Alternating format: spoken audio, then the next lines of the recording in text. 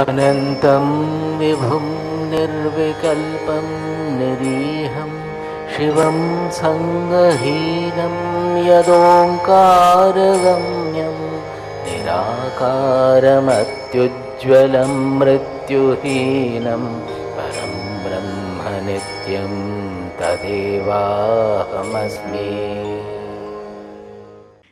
ज्यायसि चेत् कर्मणस्ते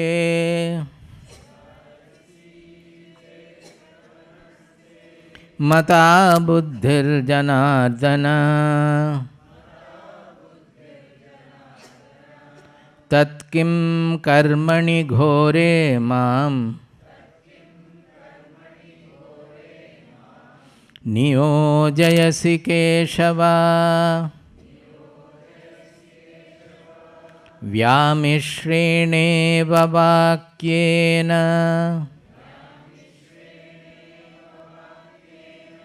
बुद्धिं मोहयसीव मे। तदेकं वद निश्चित्य येन श्रेयोऽहमाप्नुयाम्। So here the question of Arjuna is that according to whatever Krishna said in the second chapter, he feels that the knowledge is superior to the karma, practicing, pursuing some activities. So he says that if you are saying like that, then rather than instructing me to practice the Kevala Jnana Nishtha or exclusive knowledge pursuit, why are you putting me into this Ghora Karma? Ghora Karma means war. We cannot even think of more involving activity than a war of those days. Also he says, as if by a sort of confusing language, you are deluding my buddhi. But he did not say like that. He said it humbly that to me it is appearing, both Iva is there. This Iva is very important. That to me it appears to be Vyamishrena. It is a confusing language, and to me it as if you are deluding my buddhi. As if you are deluding my buddhi. That means he understands that Krishna is trying to give him clarity, but he is not able to understand what Krishna wants to communicate. He wants further clarity. Tad ekam vada nishchitya. Therefore, you tell me very convincingly, clearly, unambiguously, just one, which is yena shreyoham apnuyam, by which I will attain shreyas. Whether I will attain shreyas by pursuing this war or by leaving the war field and pursuing sannyasa. This is his question. This question will come repeatedly because you will find in the beginning of 5th chapter. He says again, Sannyasam karmanam Krishna Punaryogam cha shamsasi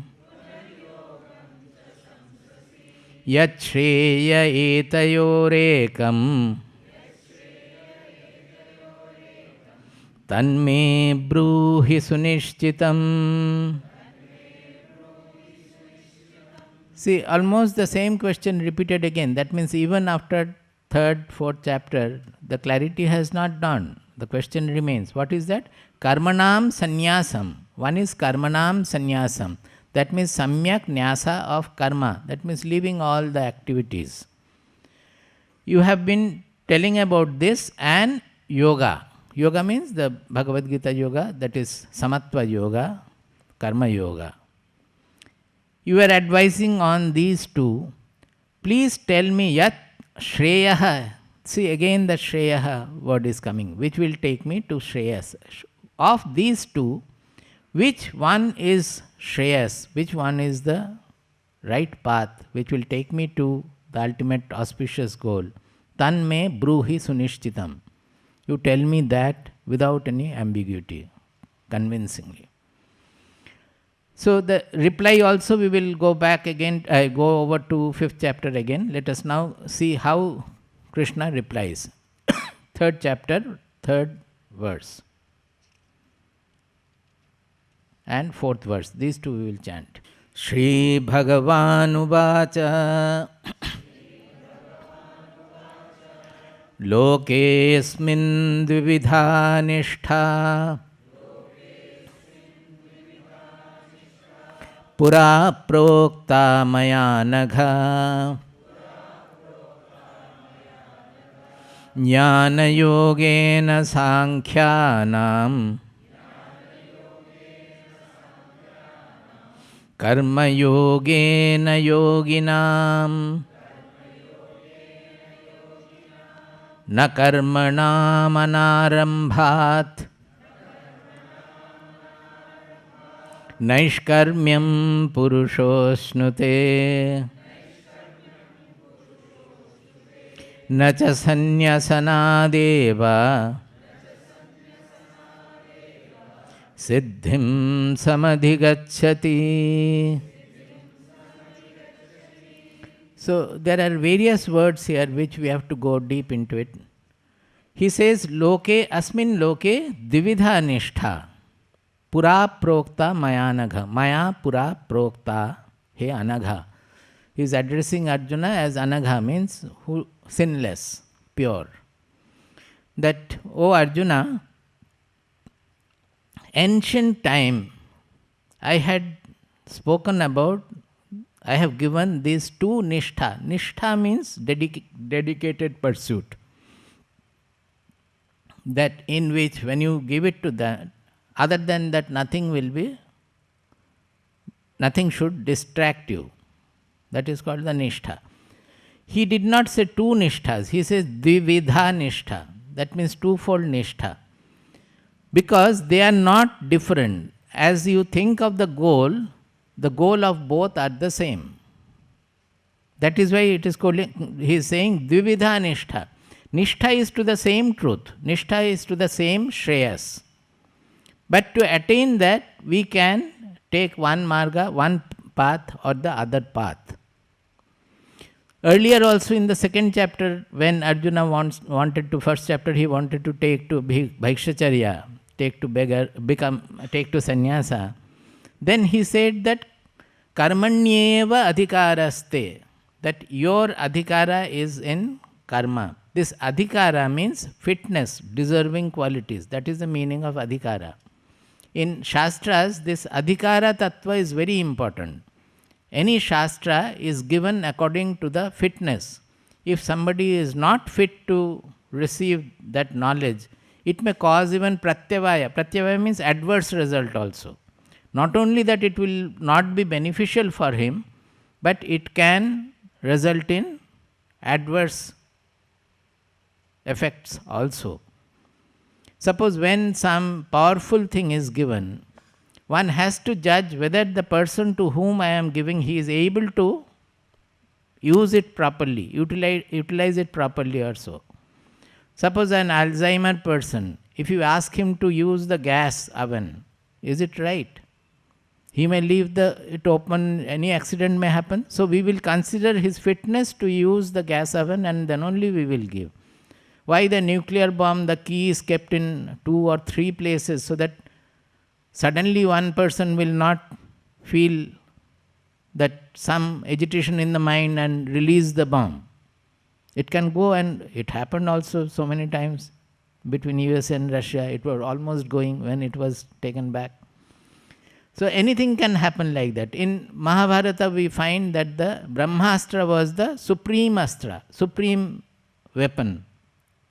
But it was given with lot of consideration, whether the person has got so much of mental discipline that he is fit to use such an astra. Otherwise he will release it for various purposes. You know about Ashwathama, that Drona's son.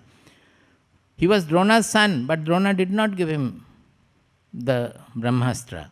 But somehow he could manage to learn how to release it, but did not know how to take it back. And that is why the calamity took place at the end. He had released it, and Vyasadeva had to come, and Krishna had to come to protect others from the effect of the Brahmastra. This Ashwathama, he wanted the Sudarshana Chakra of Krishna. So Krishna smiled. Acha, you want it? Go and take it, it is lying there. Ashwathama went and tried to, he could not even move the Sudarshana Chakra. Then Krishna explained that this is not meant for you. This is meant for a person of tremendous mental discipline who will never misuse this. So only Krishna had that, nobody else had it. Even Arjuna did not have, Drona did not have, only Krishna was fit to have that. So anything, there is a fitness criterion. For Shastras also, what can be given to whom, that depends on the qualities of the person. So there Krishna clearly stated that karmani eva adhikaraha te adhikaraha karmani eva. Your fitness is only to remain active. You cannot take to exclusive jnananishta now. I explained earlier also, for 14 years he has been contemplating on fighting, how to defeat Duryodhana, how to take back the kingdom. So suddenly how can he become, how can he meditate, how can he contemplate on the truth? He will not be able to.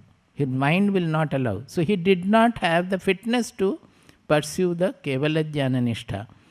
But pursuing the karma, Krishna suggested that you cannot do with your own aim, that Rajya Sukha Lobhena, as he said in first chapter, that I am going to kill my own people and my most beloved grandfather and my most respected teacher out of greed for enjoying the sukha of kingship. Not like that. You cannot do that. You will pursue the same war, but for establishing the righteous rule on earth. And knowing that in the process you may even die, there is no question of getting the kingdom in that case. That should not deter you from fighting the war, because you may become fearful of fighting the war. No, you cannot have fear. You are a Kshatriya. Your duty is to establish a proper rule, and for that you are fighting. If you do the same, if you pursue the same war with this change of the mindset, then this war itself is becoming liberational. It will liberate you. Because it will need a great manashuddhi. It will purify your mind by taking away the desires from your mind. And if you can pursue this same action with this attitude, then you will advance towards Shreyas. That is what he has explained. But as it happens that we are not able to understand, repeated instructions are necessary. That is why Arjuna is coming back again and again with the question. He says that, but the second chapter end, you have been only talking about jnana, the knowledge of the truth, the knower, and the grandeur of the knower. Apuryamanam achala pratishtham samudram apaha pravishanti yadvad tadvad kamahayam pravishanti sarve sa shantim apnoti na kama kami. This is the last but one verse of second chapter. He is comparing the knower with the ocean. Apuryamanam achala pratishtham samudram apaha pravishanti yadvad. The sea, so many water, the rivers are coming into the sea. Some are bringing pure water, some are bringing filthy water from the drains and all. The ocean never says no to anything. Whatever is coming, it accepts and absorbs in it.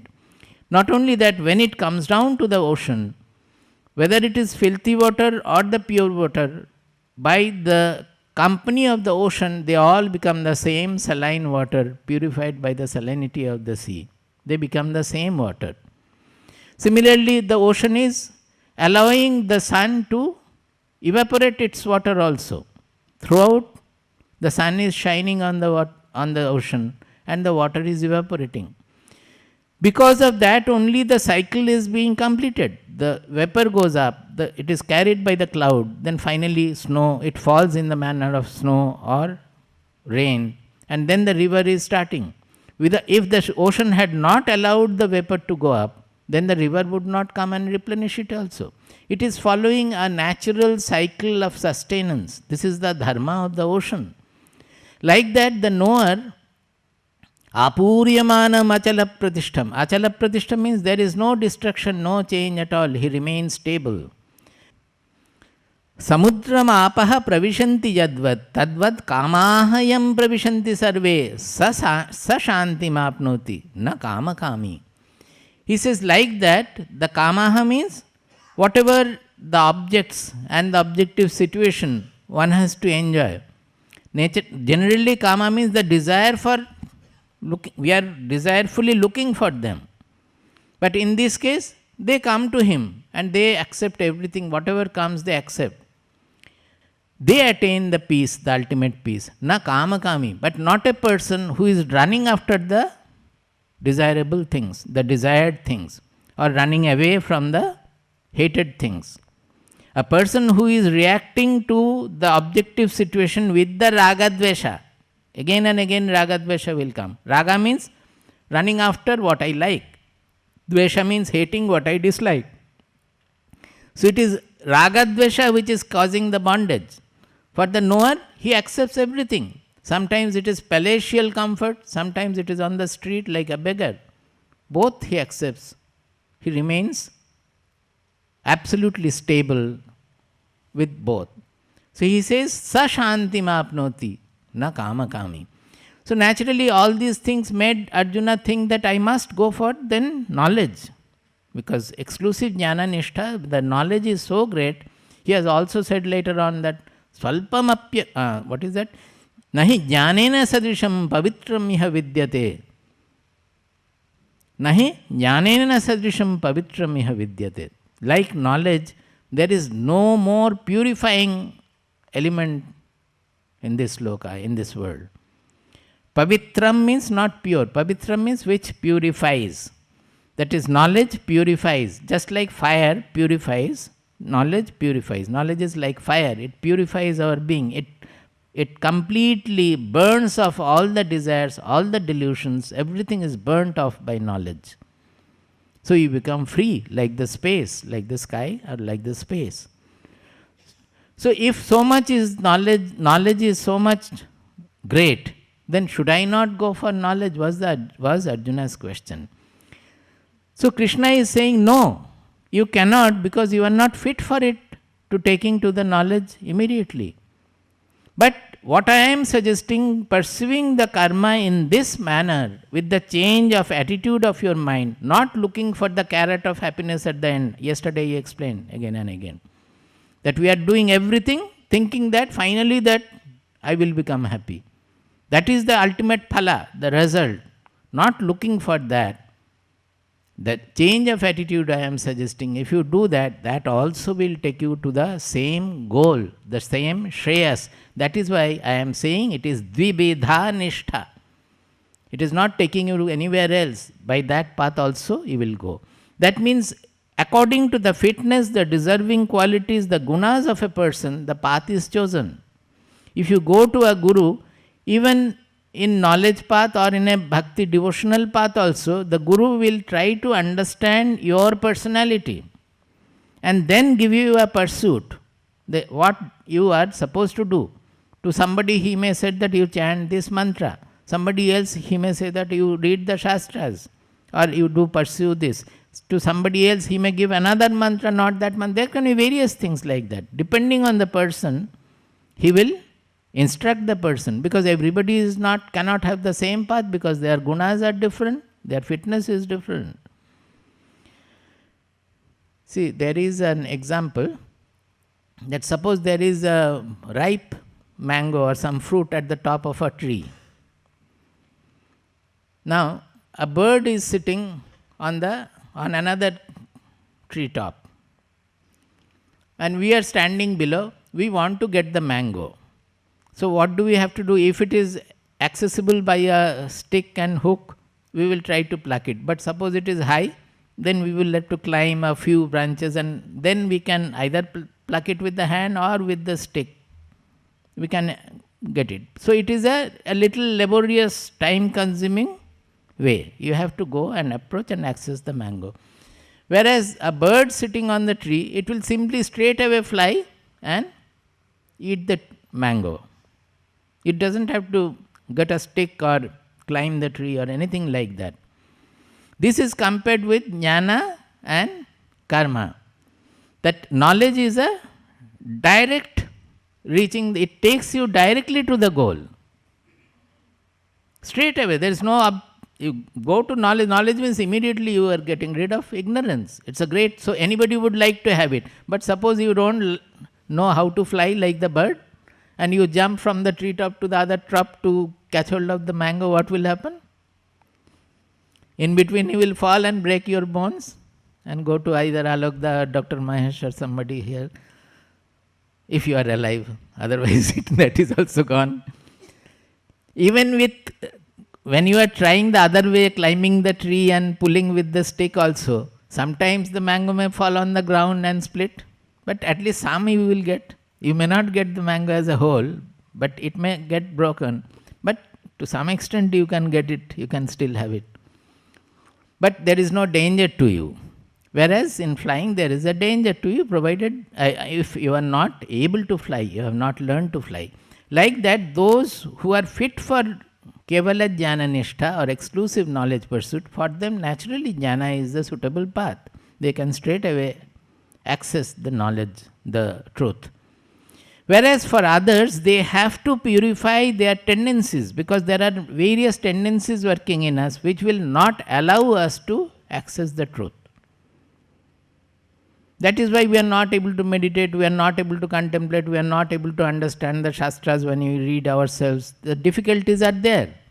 So naturally we have to take a path which is suitable to us. This is the fundamental proposition here. I think it is clear enough.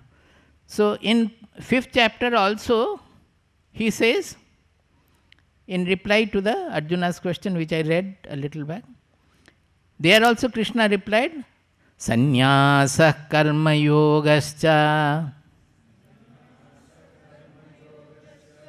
nishreyasa karavubhau. It is karau ubhau. So sandhi hoke karavubhau it becomes. Nishreyasa kara, karau. Because there are two, it is dvibachanam. In Sanskrit there is a dvibachanam, that is when there are two. So because it is sannyasa and karma yoga, two are there, he is saying both are nishreyasa kara. So nishreyasa karau ubhau. Ubhau nishreyasa karau. Both will take us to nishreyasa. Nishreyasa means shreyas, same thing, but with a little more of emphasis that nishreyasa is the ultimate auspicious goal. That means mukti, liberation, whatever you may say, or knowledge. He says that sannyasa as well as karma yoga, both will take you to nishreyasa. Tayostu karma sannyasat karma yogo vishishyate. Of the two, compared to the karma sannyasa, that means leaving all the activities and going for exclusive knowledge pursuit, karma yoga is special. Special means it is suitable to most of the people. Karma yoga vishishyate. Why? He has explained further also.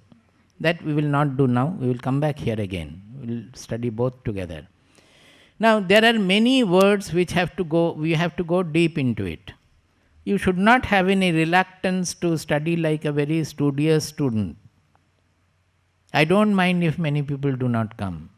They may not like this serious study. But I cannot but do only that, because that is my way.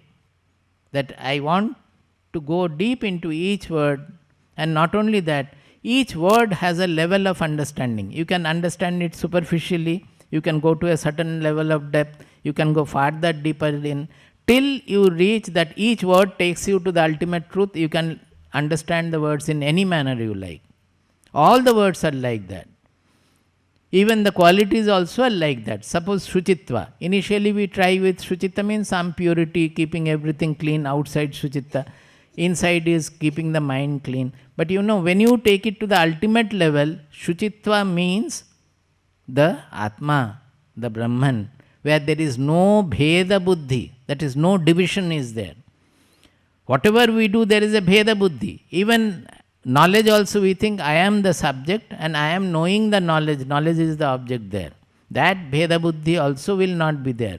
This knowledge, Brahma Vidya, is such that when we know, we become the knowledge.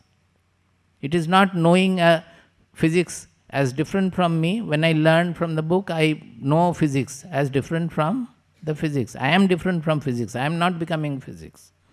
But in this case, the Brahman or the truth or the Atma, whatever truth we are learning, when the learning is complete, I become that. It's a becoming process.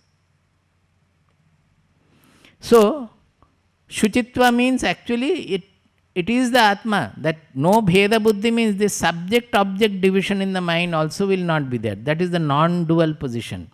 Any virtue you can take to that level where it becomes the Atma. So there are different levels of understanding. The deeper you can go, actually we need only one shloka or one word for that. That is why the mantra given in Pursuit is only one. If you understand the meaning, it is done. Suppose Aham Brahmasmi is a mantra, Advaya mantra. We start with a certain faith initially, that this mantra will take me. But neither we know the goal, nor we know the power of the mantra there. We start practicing. Then the Guru says that while practicing, it is not just the word. Mantra means Mananat Trayate iti mantra. Mananat Trayate. Now, if you don't focus on the meaning of the mantra, only the word you go on repeating, it will have some effect, but it will not have the real effect of the mantra. Mantra is Mananat Trayate. That means the meaning of the word you have to constantly ruminate on. That is the real japa, not just the repetition of the word, not just the sound. It is the meaning.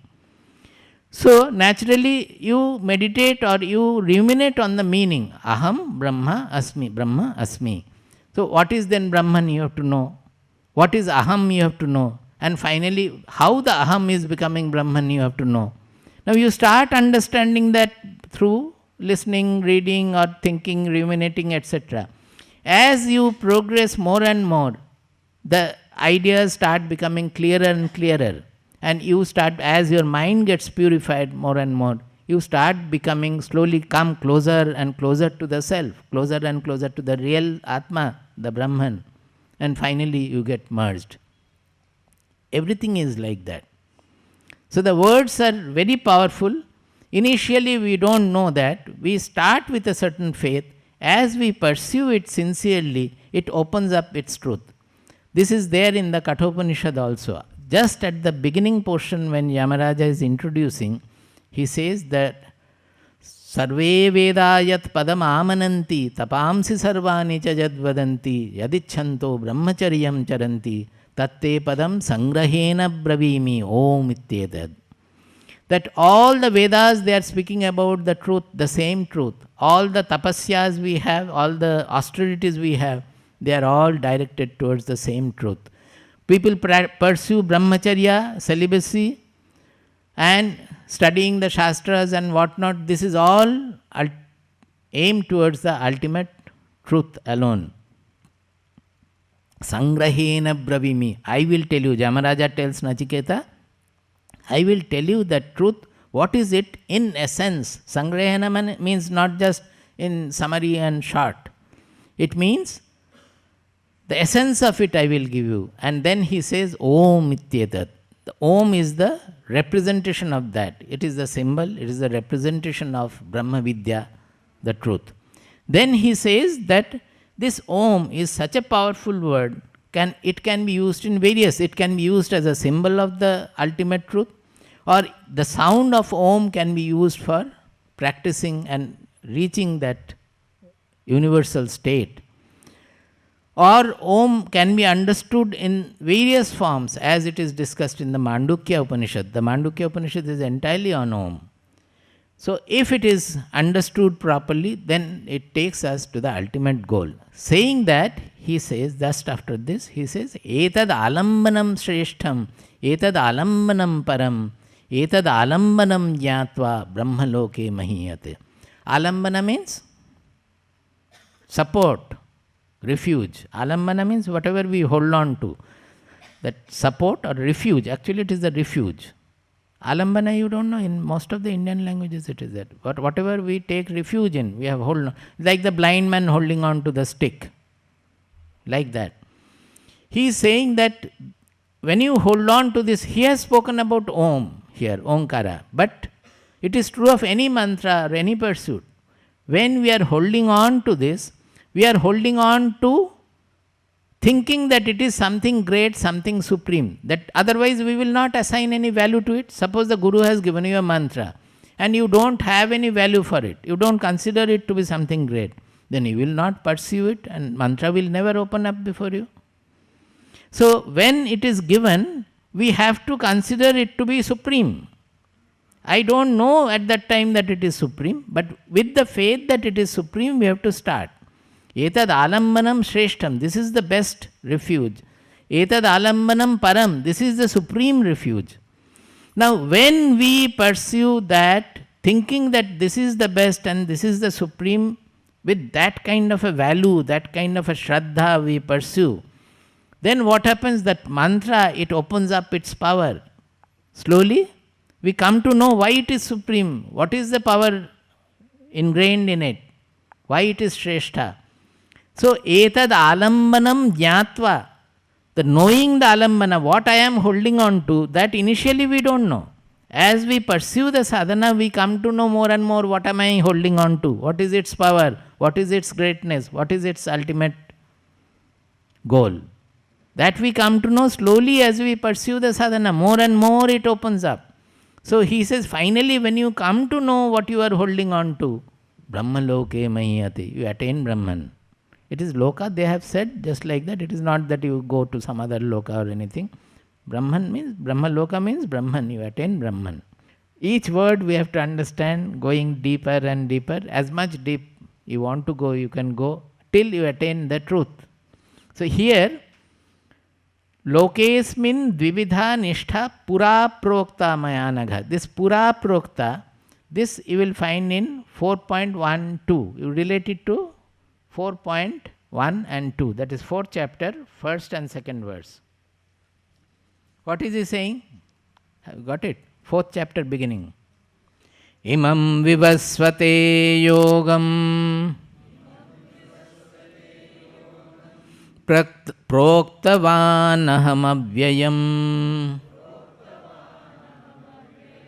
इमं विवस्वते योगम् प्रोक्तवानहमव्ययम्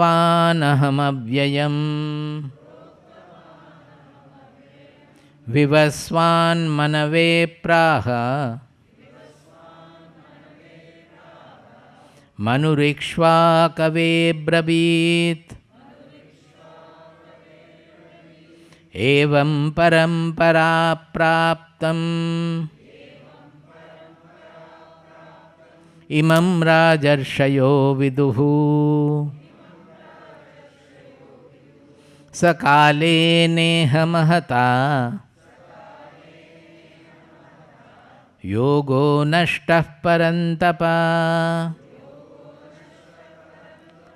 I am relating these two verses to what? Lokesmin dvividhanishta pura prokta mayanagha. This had been instructed by me in the ancient times. And in 4th chapter beginning he is saying how it was instructed in the ancient times. Now the question you may have immediately, how Krishna was there in the beginning of the creation. Everywhere that question can come, because wherever in Bhagavad Gita Krishna has used the word me or I, he has used in the real identity sense, because he has associated his I with the universal identity, the real truth, the real Atma, which is the Brahman. That has a great meaning in it, because it is not only true of Krishna, as people generally think out of devotion, that Krishna is an avatara and it is because of him, he is Bhagavan, Krishna Bhagavan. No, it is true of everybody, each and every person also. When we come to know our real identity, then we don't identify ourselves with the body-mind personality, but with the universal identity. So there is no, it is beyond space and time, it is beyond Kala. So in the most ancient time during the creation also, if you say, it is okay. After destruction of the creation also, if you say, it is also okay, because it is timeless. The truth is beyond time and space. Time means duality. Space means duality. That means time means there is a cause, there is an effect. There is something flow. That earlier it was there, now it is like that. There is always duality involved. But for the truth, for the non-dual truth, we have to go beyond all duality. Even the subject-object, I am knowing this, also that division is not there. So naturally it is transcendental. It transcends time, space, everything. That is how Krishna could say that Maya Prokta.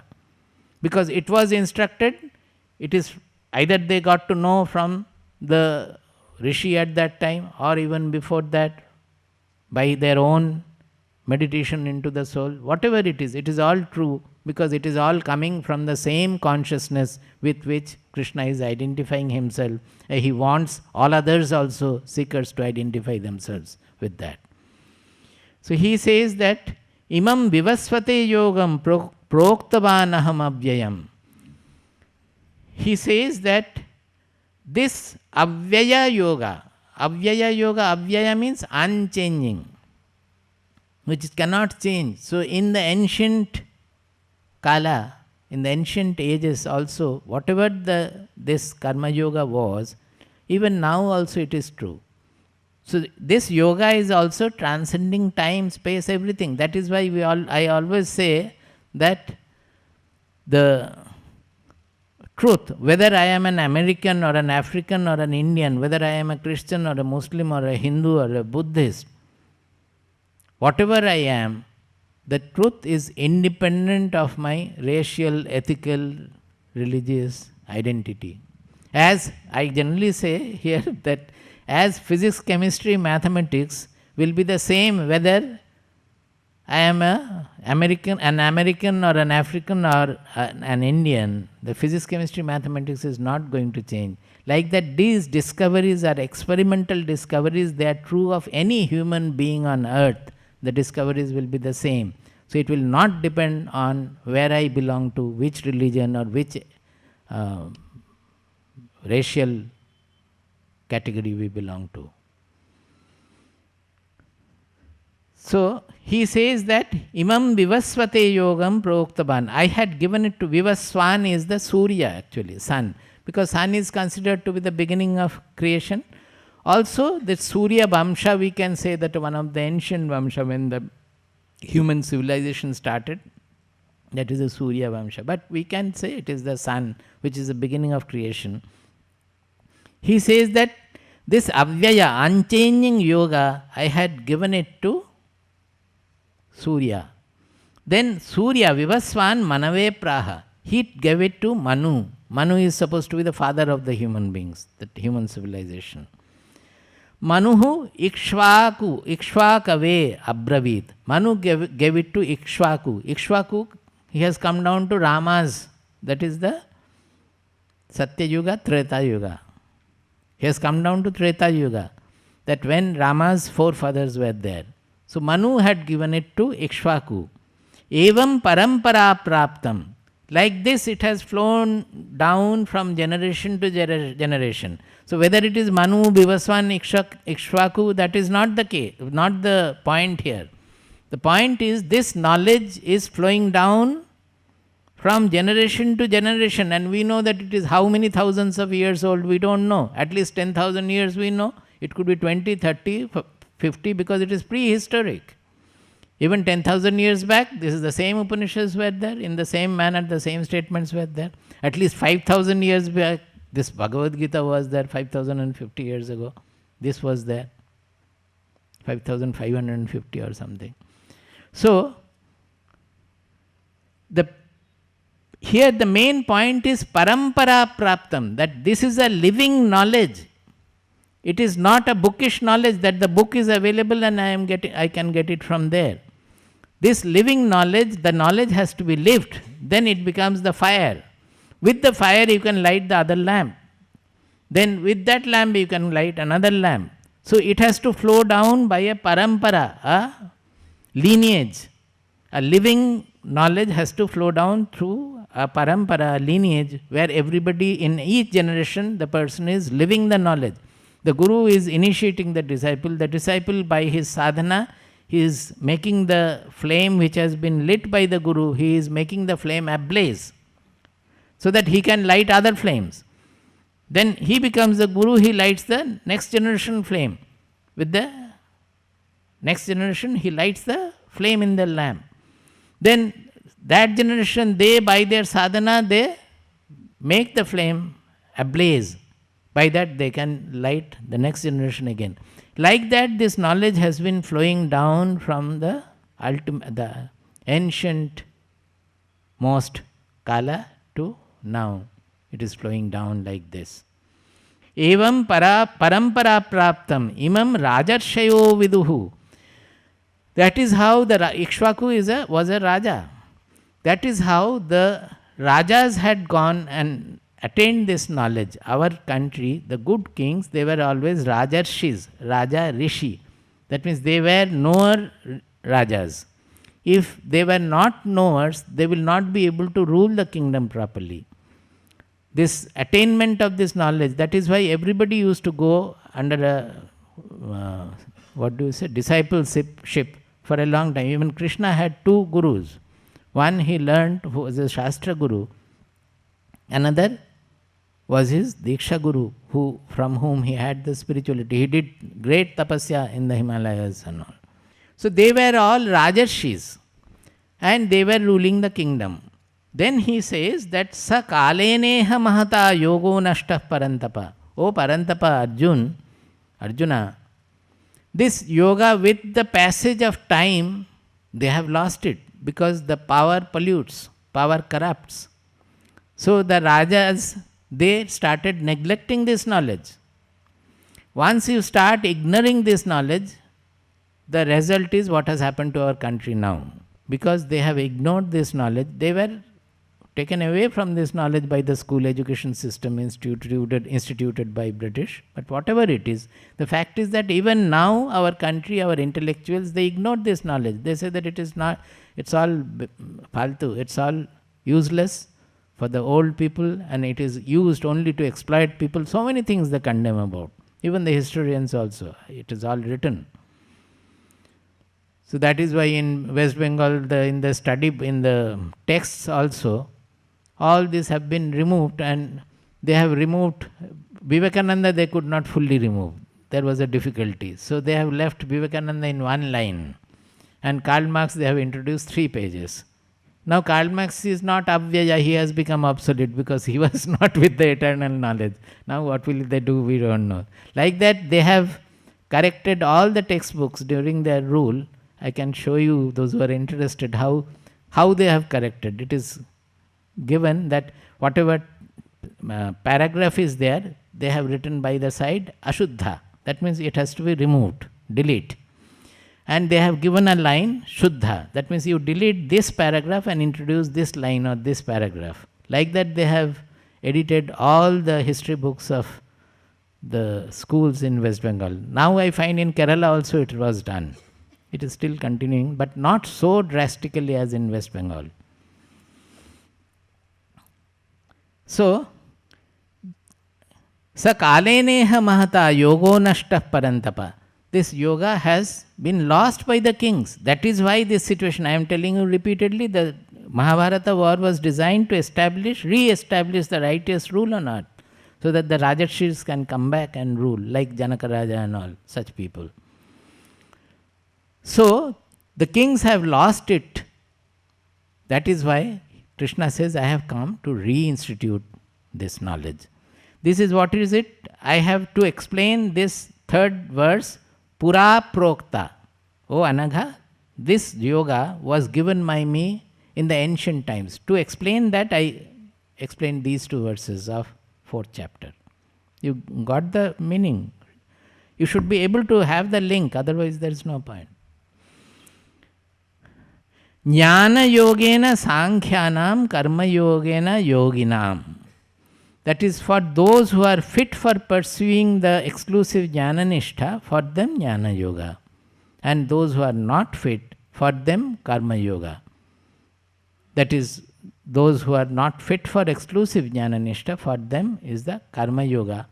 But not just karma, it has to be karma yoga for the yogis. When they pursue the karma yogas, then they are called yogis. Now yoga they have already, yesterday also I said, they have explained in second chapter, 49th verse or so, that samatvam yoga uchyate, siddhya siddhyo samo bhutva samatvam yoga uchyate. In Bhagavad Gita, yoga is defined as the samatva towards siddhi and asiddhi, sukha, dukkha, towards everything. That samatva finally becomes the atmaupammena sarvatra samam pashyati yorjuna sukham va yadiva dukkham sayogi paramo matah. That yogi is the supreme yogi who can have this samatva vision. What is that samatva vision? He finds his soul, his atma everywhere. Nobody is different from me. I am there in everybody. Everybody is there in me. This is the ultimate level of samatva where we have to reach. Although it starts with simple samatva in everything. I am thinking of failing the exam or getting first rank or second rank. Be equal to that. Even if I don't get what is there, whatever I have learned, I will reproduce. If I am worried about whether I will become first or second, then that will only hamper my pursuit. That will affect my studies also. If you are worried whether I will pass or fail, many cases are that they come to us often. Just before coming the previous day, they flew from Bangalore to Trichur and went back, spending 1 hour with Swamiji only to give his daughter some courage, because she has become completely nervous of facing the exam. One, she has done something wrong and completely nervous. So they brought the girl to ashram for 1 hour, flying in and flying out with so much of urgency, only to give her some strength and courage. Now it is very simple how it affects our performance. She is a very good girl, excellent girl. Another boy in Singapore we know, who is every time getting into trouble because of worries that he will not do well. But he is supremely excellent boy, much higher than the usual average students. Not average, good students also, much more above that. But such people also, because of this clinging to the result that I will become first or I will have the first class or whatever, this clinging to that, and that clinging, that asakti, that is spoiling their performance. If their mind can be free of it, then they would do much better than what they are doing, because the mind will be a free mind. With that they will study better, they will perform better. So the samatva starts initially with such things. Suppose a factory owner is always worried about whether there will be profit or loss. Well, I will take all the cautions and all the parameters to see that the profit should be proper, everything should be proper. But even in spite of that, there might be loss because of some unknown reason. For providential reason also it can happen. What is the point in thinking that will I lose or will I have profit? We are planning for profit, we are doing everything with the plan. The best of planning can be done. Thereafter what happens, how can we say? By worrying, we will make mistakes and we will not be able to perform well. So although samatva starts at this general level, for a spiritual seeker it has to be taken to the highest level, where atmaupammena sarvatra samam pashyati Arjuna, where the bheda buddhi is completely gone. There is consciousness and consciousness alone. There is Brahman and Brahman alone. There is nothing other than Brahman. There is no subject-object division at all. So, abheda darshanam jnanam. There is a statement from which Shastra I have forgotten. Abheda darshanam jnanam. I think I have written. That means the knowledge is ultimately to deal with the bheda darshan. We are always seeing bhedas. Everything is different from the other things. That finally goes to the bheda of I am, that I, the aham, I am seeing the world. The world is different from me. Whatever objects or anything, the whole world becomes one there. I am seeing the world. That finally gets translated into I want to know the self, or know the truth, or know the Brahman. So the Atma I want to know becomes different from me, because I want to know what is my real identity. So I try to understand, I want to know Atma. But can we ever see? Because Atma is what I am. How can he see it different from me? So the very method is wrong there. We have to understand that finally. So we have to deal with our tendency to look something different from us. We are born with that tendency. We always look for external something. Even if you look internally in meditation also, there also you are looking from something different from you. We are looking for ananda, we are looking for bliss, we are looking for the self, we are looking for something else or something coming out of the mind or so. So that tendency to see something different from us, that is the final obstacle in our sadhana. When that goes, then the Abheda Darshana comes, then the truth dawns. So, this is what the Jnana Yoga is. So, Samatva Buddhi also, when it is taken to that level, Atmaupammena Sarvatra Samam Pashyati Arjuna, is it different from the Jnana Yoga? That is the attainment of Jnana Yoga also. This is what he said, that Lokesmin Dividanishta. So, the two are the same. Are you able to understand, or I am going to... So, Jnana Yogena Sankhyanam, Karma Yogena Yoginam. Now, you go to the 5th chapter, 4th verse and 5th verse, which I said at that time, that I will explain later. 5th chapter, 4th and 5th. This is in reply to Arjuna's question, the same question that you are saying, Karmanam Sannyasam and Yogam, then which will take me to Shreyas. He says that both are Nishreyasa Karo. Just now I said Sannyasa Karma Yogascha Nishreyasa Karavu Bhavu.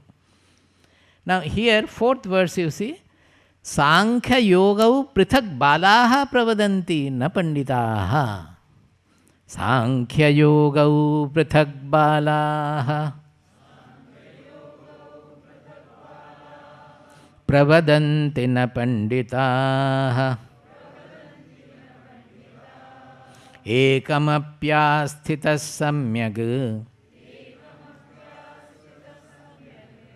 Ubhayor vindate phalam.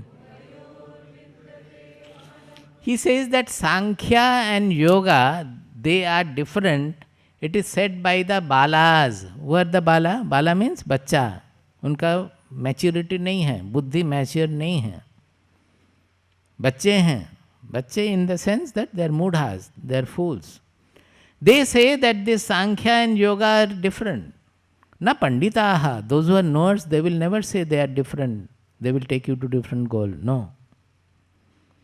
Ekam api asthita samyak. If you sit on it, if you are stabilized on one, samyak. Samyak means very well. Whatever you hold on to, you have to hold on to that. You cannot oscillate that. ये ठीक है क्या, वो ठीक है. एक किसी के पास देखा, पसंद हुआ गुरु को, उनके पास जाके दीक्षा ले लिया. फिर और एक गुरु देखा, अरे इनका तो बहुत ज़्यादा पावर है लग रहा, तो इनके पास भी जाके थोड़ा दीक्षा ले लें. वो वहाँ से भी ले लिया, फिर भी कुछ नहीं हुआ. और एक देखा तो उनके पास भी जाने का मन कर रहा. ये शास्त्र में क्यों निषेध किया गया है? Because it is your desultory mind which is deluding you. You don't want to do the sadhana, you want something to happen from the sky. आप साधना करने के लिए तैयार नहीं हैं. आप चाहते हैं कि भगवान की कृपा से हो, जब गुरु मिला तो गुरु की कृपा से हो. गुरु की कृपा क्यों आएगा? जब तक आत्म कृपा नहीं आता है, गुरु कृपा नहीं होती है. गुरु कृपा भी होना चाहिए ना किसी, उसके लिए हमें समर्थ होना चाहिए गुरु कृपा मिलने के लिए. गुरु कृपा तो सबके प्रति हमेशा फ्लो कर रहा है. वो हम वो ले सकते हैं कि नहीं, वो डिपेंड कर रहा है हमारे मन के ऊपर. We don't want to do the sadhana. We want something to happen from the sky. That is why we go to the temple and pray and something will happen. When we get somebody as guru, we go to the guru and think that, oh, अच्छा आप क्या साधना करते हैं? हाँ, हम चलते चलते थोड़ा जप कर लेते हैं. अच्छा, गुरु आपको चलते चलते जप करने के लिए बोले थे या कुछ आधा घंटा 1 घंटा बैठने के लिए बोले थे? वो तो नहीं करते, लेकिन हो जाएगा, गुरु कृपा से हो जाएगा. ये हमारी गलती हमारी है. हम साधना नहीं करना चाहते हैं, हम सिंसियर नहीं हैं, तो कैसे होगा? हो नहीं सकता है, कभी नहीं हो सकता है. गुरु कृपा होना मिलने के लिए हमारे योग्यता चाहिए. इसीलिए भगवान की कृपा बोलना अच्छा, किंतु कोई जानेंगे नहीं, कोई तो समझ में नहीं आएगा. So he says that ekamapya asthita samyak. This is what I am saying. Each word has to be emphasized. This samyak I am emphasizing here.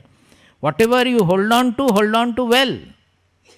Etad alambanam shreshtham, etad alambanam param. When you hold on to the alambana, the refuge you have taken in, as the shrestha, as the param, then etad alambanam jnatva brahmaloke mahiyate. Then you come to know what is this alambana, what is this refuge you have taken, where have you taken the refuge. That opens up its truth.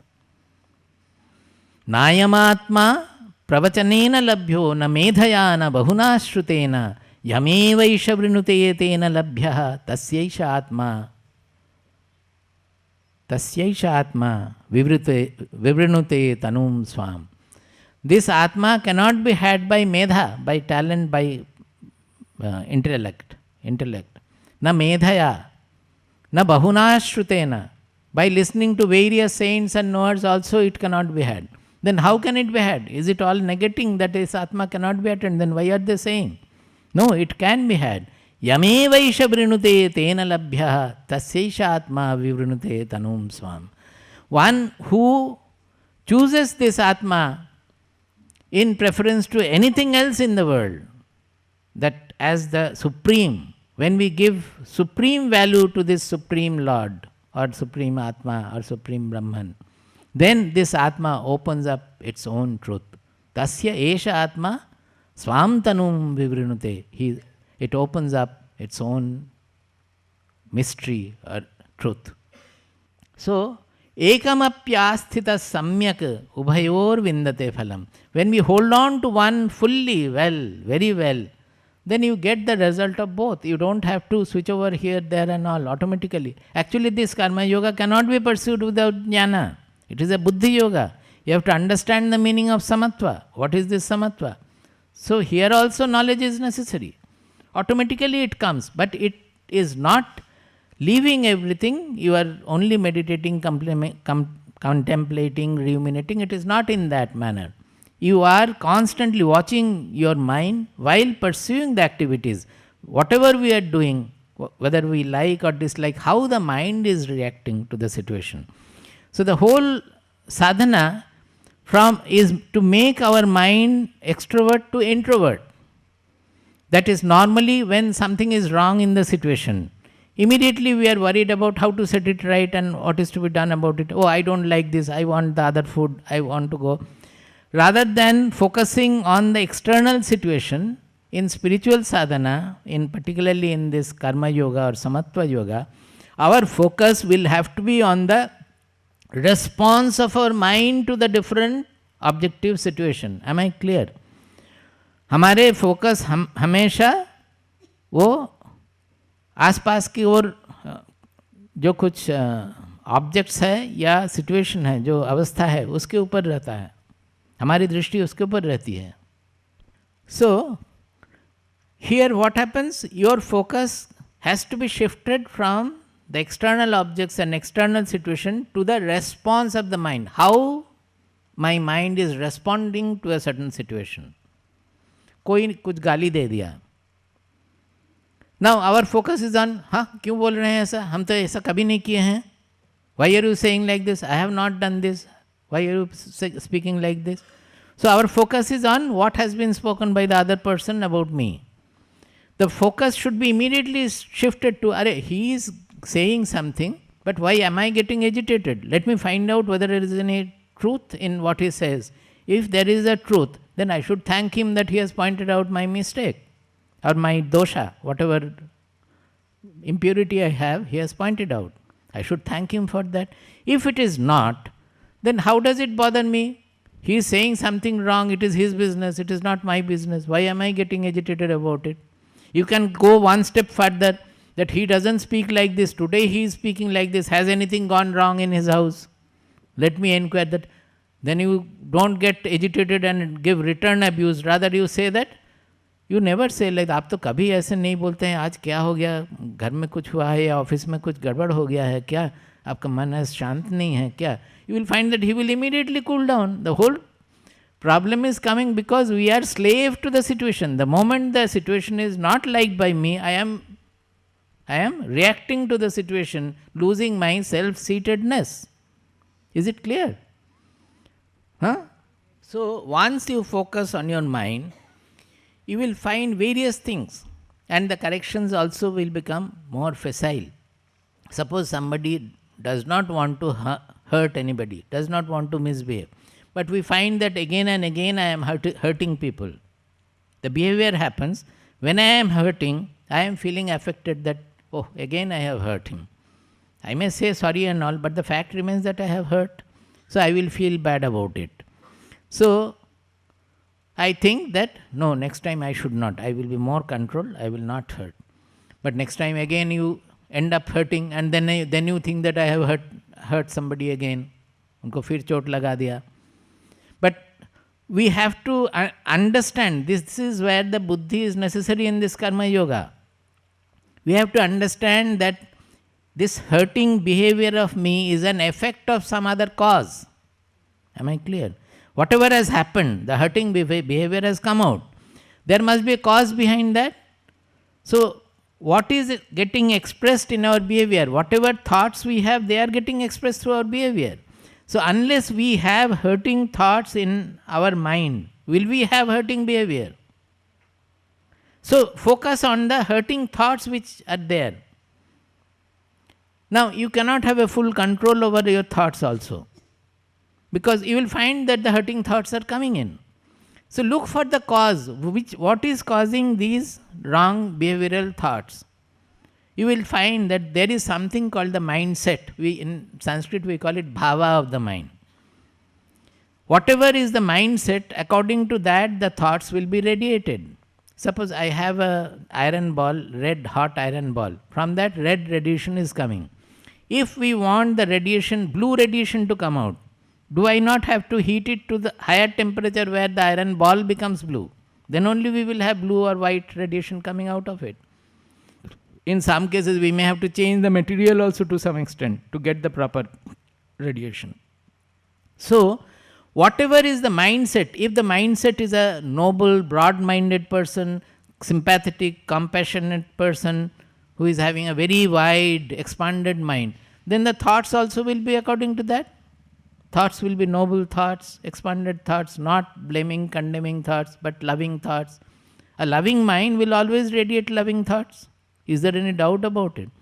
So let us not try to control our behavior or control our thoughts even. Let us try to change our mindset, the bhava, the emotional and the mental, the thought content of the mind. Then automatically we don't have to bother about our behavior or the thoughts. Automatically they will be pure, they will be good, noble. So the karma yoga is to look within and always remove the selfish elements from the mind, the constricted elements from the mind, that looking for the phala, as I am saying that at the end of it I will become happy is the point. Catch hold of the mind right at that point that this is foolish. I have never become happy by getting any result like that. Maybe initially I am getting, but then not. And at least let us understand and analyze that actually it is the elimination of that desire which is giving me the happiness. So I can fulfill my desire, but never should we think that I will become happy by fulfilling the desire. This is intelligent thinking we can easily introduce, but repeatedly we have to think and do till it becomes natural to us.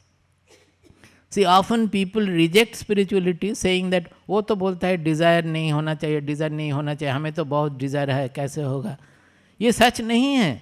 हमारे धर्म में, हमारे हिंदू शास्त्र में there are 4 purusharthas: dharma, artha, kama, moksha.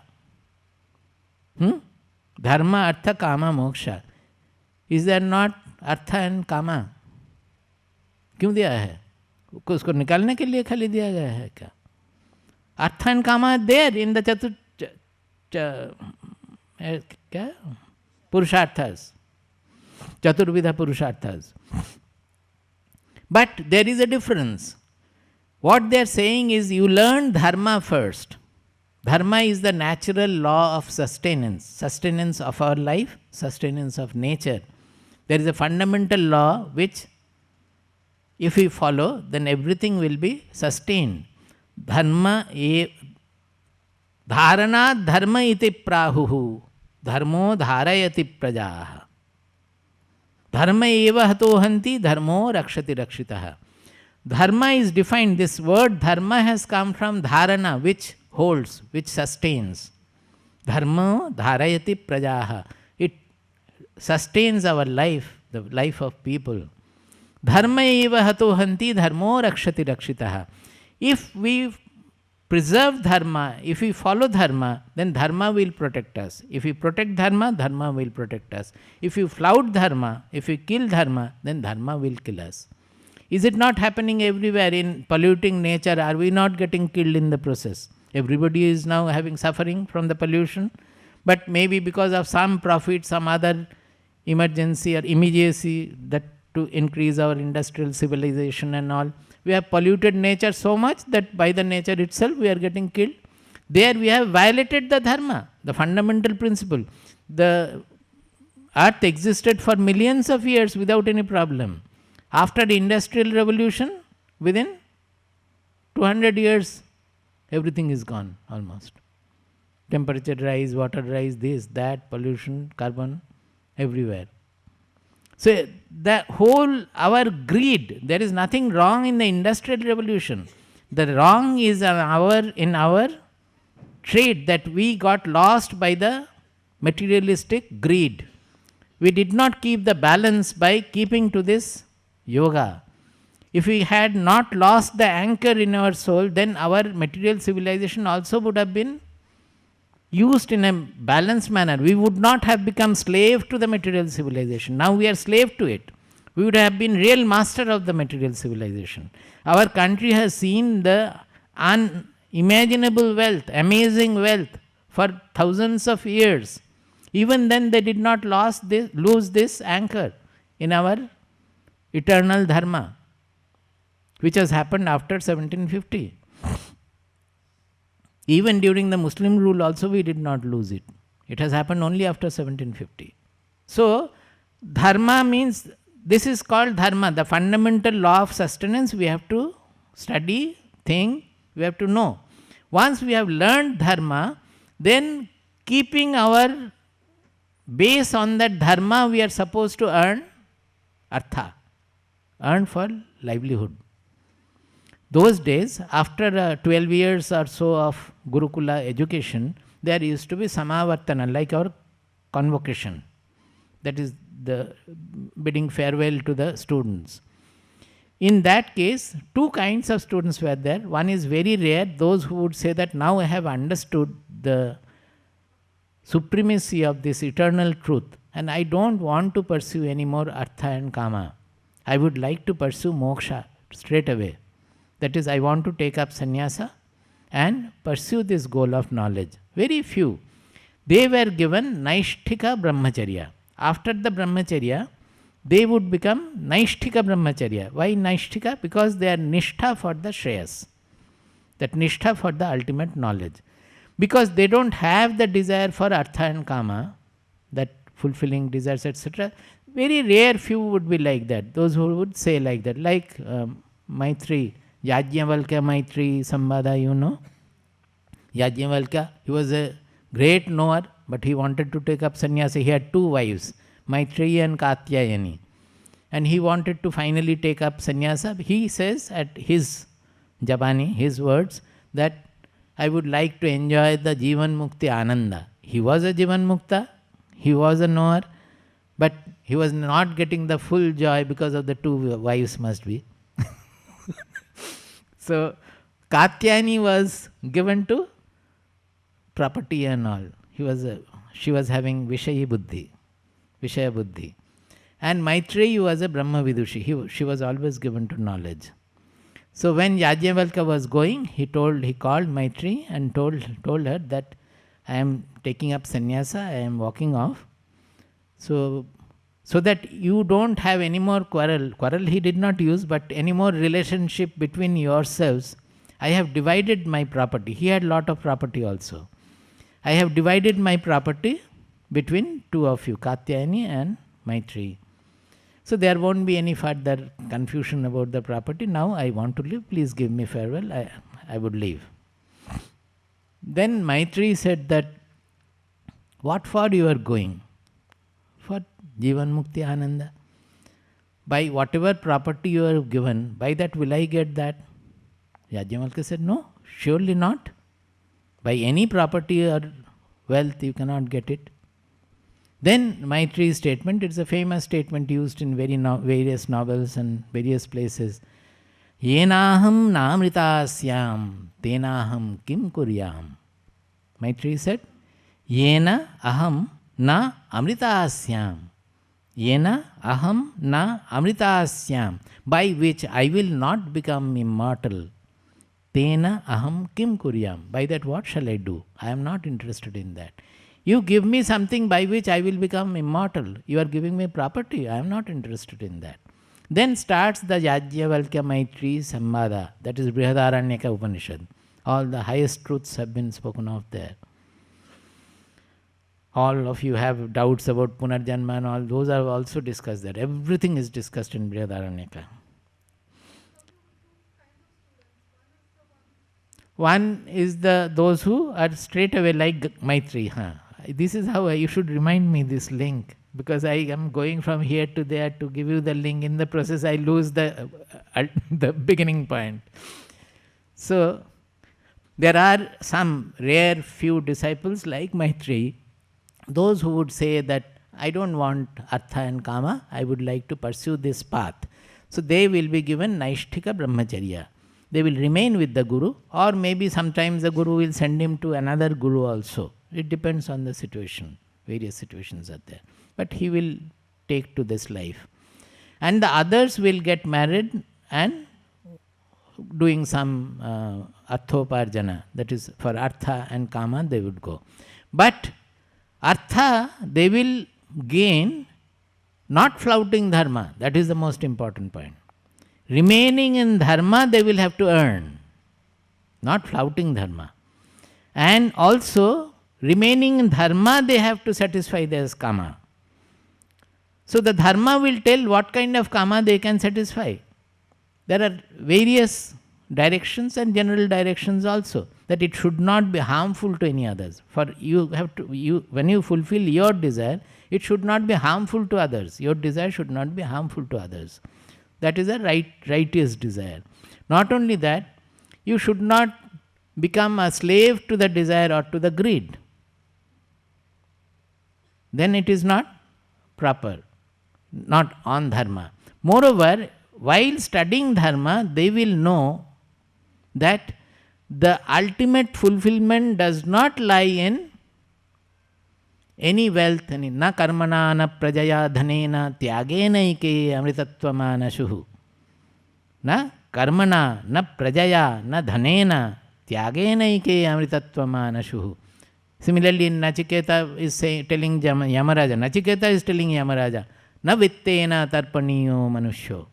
Man can never be satiated by any amount of wealth, be it a kingship of the entire world or 3 worlds or 7 worlds, be it anything, be it 1,000 years of life. The Nachiketa statement, I will come in the next course of Kathopanishad here, I will read in detail. So, they have, this is very important point, you should try to understand this, because it is not, I have not found it written anywhere. Because we had to sometime address the students of colleges and all, and they would not like to listen to anything where you have to remove the desire. That is, you speak about desirelessness, all of them will run away or ridicule you. So, how to put before them that thought and inquiry, that gave me this truth, that this is what it is. That suppose you know what I have been explaining the last 2 days also, that anything you gain, it is not going to fulfill you ultimately. That part when you have understood, there is nothing wrong in getting married. Suppose one is wanting to marry a girl. Let him marry the girl, but let him not get deluded that by marrying the girl I will become fulfilled ever and I will be in the heaven of flowers and all those things. That is not going to happen. After marrying, there will be only problems and problems generally. Otherwise, some other things also will be there. Various things will be there. But it is not an ultimate fulfillment. By making a building, we think that once the building comes, we will all be happy. my family also will be happy. But when the building comes, it creates more quarrel. Because then you have got the building and your other desires, other hatreds, they are filling your mind. So if you analyze the whole world, man has lived in this earth for thousands and thousands of years. Not a single person has become permanently fulfilled by fulfilling any desire. It is not going to be. The Shastra's explanation used to put in their mind this solid realization that anything we do, it is not going to fulfill me ultimately. The fulfillment lies somewhere else. Once you understand this, then you are free to do anything. Knowing that I will marry that girl, but not get deluded that after marrying I will be in the heaven and I will be. But I feel that she is a good match for me and I would like to marry to have a proper life or so. You marry and thereafter some plus will come, some minus will come. You have to take both. At that time you cannot say that, start repenting that, oh, why did I marry this girl? The other girl would have been better. By saying that, nothing you can gain. You only make your life miserable.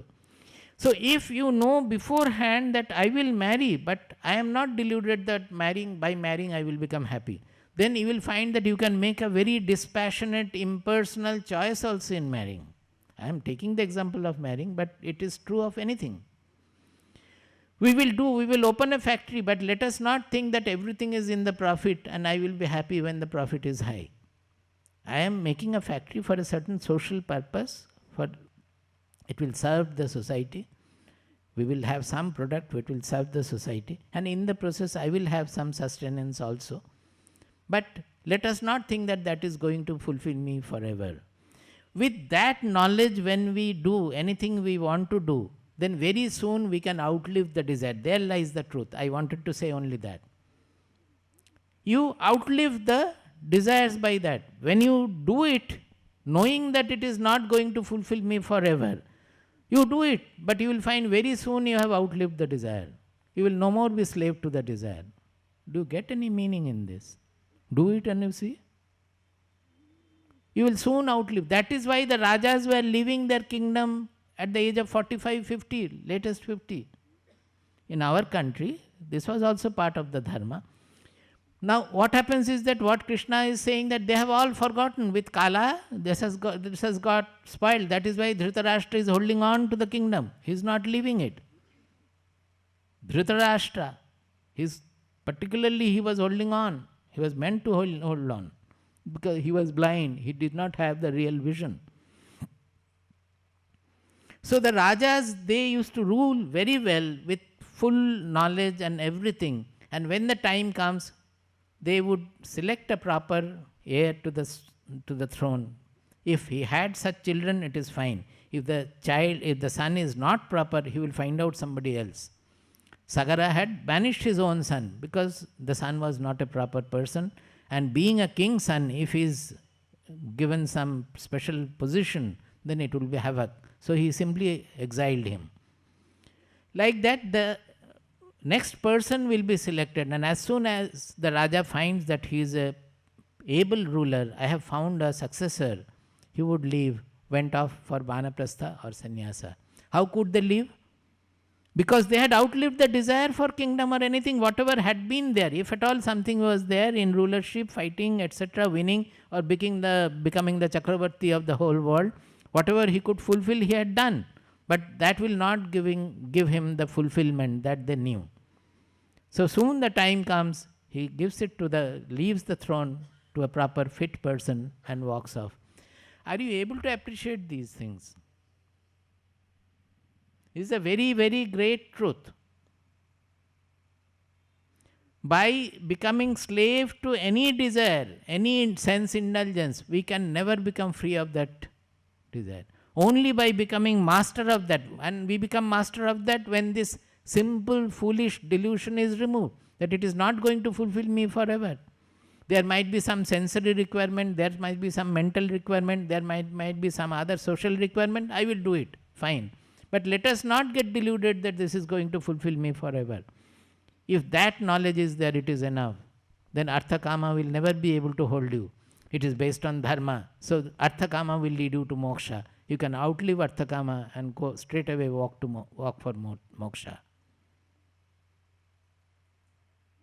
This is what our country is, our civilization is. So, Sankhya Yogau Prithak Balaha Pravadanti Na Panditaha Ekamapyasthita Samyak Ubhayor Vindate Phalam. You hold on to one and you get the result. In either case, it's the same. Yat Sankhyayi Prapyate Sthanam Tad Yogairapi Gamyate. This is 5th chapter, 5th verse. 5th chapter, 5th verse, where I was. Yat Sankhyayi Prapyate Sthanam Tad Yogairapi Gamyate. By Sankhya, that is the Kevala Jnana Nishtha, exclusive knowledge pursuit, whatever you will attain the goal, that same goal you will attain by this yoga of Bhagavad Gita also. Yoga ihi api. The Samatva Yoga. You will attain the same goal. Ekam Sankhyam cha Yogam cha yah pashyati sa pashyati. One who sees the Sankhya, the Kevala Jnana Nishtha and Yoga Marga as the same, as one, he is the real seer, he is the real visionary. Because he finds that the two are different depending on their practitioner. One is fit for this kind of practitioner, another is fit for other kind of practitioner. But they will take us to the same goal, same purification of the mind, same attainment of the mind and intelligence, the same ultimate attainment. Everything will be the same. So he says that Ekam Sankhyam cha Yogam cha yah pashyati sa pashyati. He is the real seer. This I was explaining. Jnana Yogena Sankhyanam, Karma Yogena Yoginam. The interpretation of this verse is not over.